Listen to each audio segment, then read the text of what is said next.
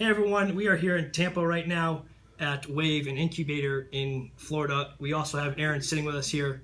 Aaron, why don't you tell us a little about what you do here at Wave? Well, I have a company called Script. Okay. And so we kind of streamline the digital permission slip field trip process for schools, right? So we provide an app that allows parents to digitally sign with their finger and pay within a few seconds. No more wasted permission slips and money and cash and all that stuff. Awesome. I've definitely had some problems with getting my permission slip signed, or I'd lose it and then I'd have to get another one. So it's really streamlined. How have you done that so far? How are you just in Florida right now, or? Yep, just in Florida. We're kind of growing here first year, and then kind of next year we're going to spread it out nationally. Okay. And what are some of the difficulties you've seen with starting this kind of? It's a little bit of tech, right? Yeah. It's an app, or?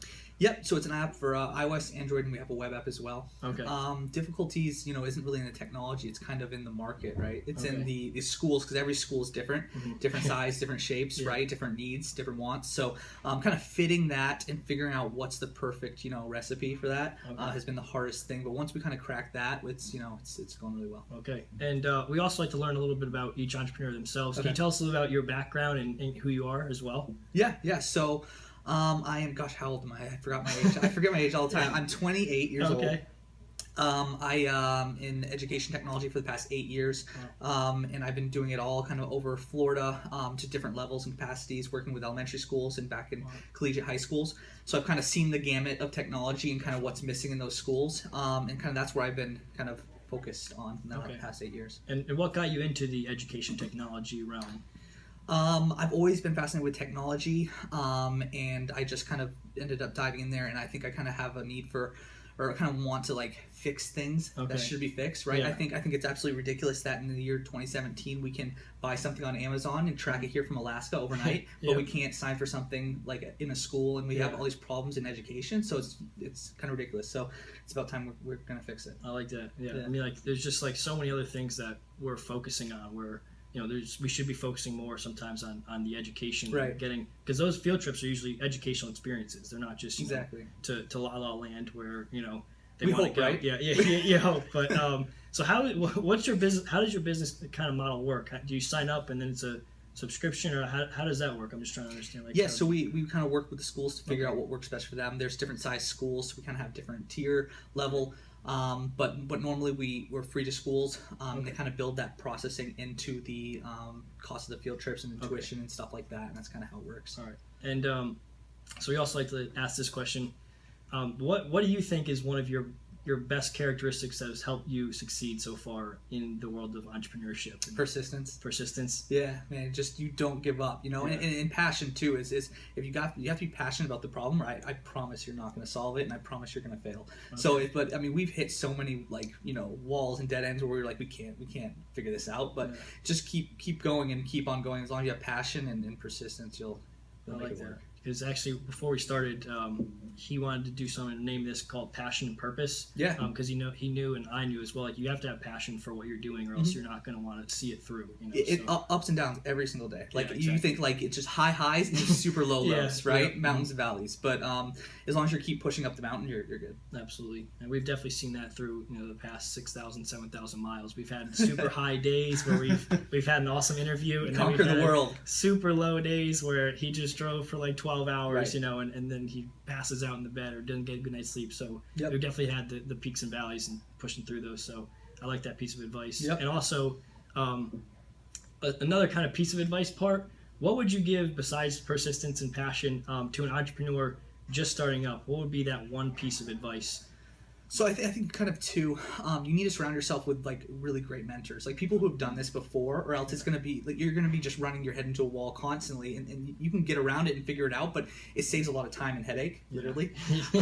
So I think that having that mentorship and kind of having people around you is really, really helpful. I think also, and this is what I always say, is the three most important things is team, and then timing, and then capital. A lot of people think you need all the money in the world. You get funded, and then you can kind of go, really, if you have a good team, you can do anything, right? And then timing in the market. So it's really that team and that mentorship around you that's super key. Okay. And can you talk a little bit about funding as well? We've had some interviews where, the entrepreneur said, a lot of people, they always think they go to the route, we need funding, right. funding. But he said one of the guys we interviewed was to just go and get customers first. That validates kind of what you're doing. Yep. Can you speak a little bit about funding and your kind of philosophy on that as well? Yeah, validating the market is super important. That's something that we did. We spent a year with one school just dedicated to that school, to solving the problem for them. Every single day going in, seeing what works, what doesn't work, and then kind of proving that out and kind of then building relationships out of there. Okay. And you're going to have a product that's going to be so much better than if you just throw money at a problem, right? If you build the product from inside out, it's going to be more organic and it's going to be more widely adopted. But if you kind of just throw money at a problem and you think you know what the problem is, sometimes you miss the target. Absolutely. So really understand the problem before you Exactly. kind of jump into it and throw money into it. You're probably going to waste it by not knowing. you're going what to waste a doing. lot of time, money, and effort. Yeah. Absolutely. And then also, you seem to be a good guy as well. What's kind of your leadership philosophy with your team? You seem to be a team guy as well, so it seems like you're kind of open to strong working team. Yeah. So we really try to create a culture that everyone wants to be a part of, right? Because no one wants to be a part of something. If you're just working long hours and you're just busting it out, right? You'll get the product done, but everyone hates each other and everyone's exhausted, right? And so we're only here for a short period of time on this earth, right? Might as well have fun and let's kick butt doing it. So I think that is super important to me, is having that company culture, making sure everyone's happy, doing what we can, but you know what, get your work done. So okay, yeah, and that's I saw you like to have fun just jumping on the trampoline over there, Yeah. kind of just having a good time. But Right. I like that philosophy as well. It's just, you can have fun, but also get your work done, and that's a better way I think to go about it. Yep. And how are we doing on time for there? We are at 7 minutes. So. Sweet. Okay. Do you have any questions as well from the? Yeah, I'm pulling up these right now, but you could ask the kind of book / movie question. We also like to ask. I don't do you read a lot or watch movies at all or? I watch movies more than I read. Sadly. Okay, me too. I like you. Awesome. So, what's one movie that you'd recommend as well, or has helped you maybe in business that you'd recommend to watch, or you just like? Okay, so I got a movie and I got a TV show. Oh, I like that. So Okay. my movie is Jobs. I've watched Jobs probably, and it's a stereotypical answer, right? But I've watched Jobs. I would say well over 150 times. Really? So when I first started this, and the reason why is because of a TV show called Breaking Bad. Okay. So I was 23. I was watching Breaking Bad. I was working at a school, and this guy was a teacher, right? And he was really scared that he's not going to leave something back for his family, right? So he wanted a legacy. So he did whatever it took to build an empire. And then I watched that and I swore, and I told my wife, I said, I'm going to build us an empire.